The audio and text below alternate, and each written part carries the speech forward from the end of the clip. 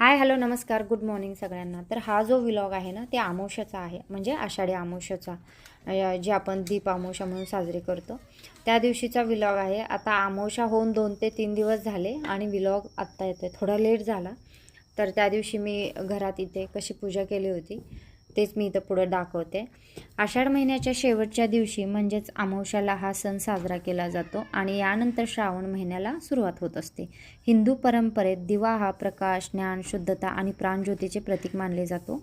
देवघरात दिवा लावणे म्हणजेच आपली आत्मिक ऊर्जा आणि श्रद्धा समर्पित करणे। दिव्याच्या ज्योतीमुळे भौतिक आणि मानसिक अंधार दूर होतो।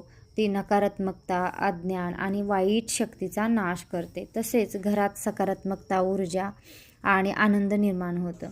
तसेच या दिवशी आपण आपल्या घरात जर लहान मुलं असतील तर त्या दिवशी त्यांचं आपले कणकेचे दिवे वगैरे करून त्याच्याने औक्षण पण करत असतो।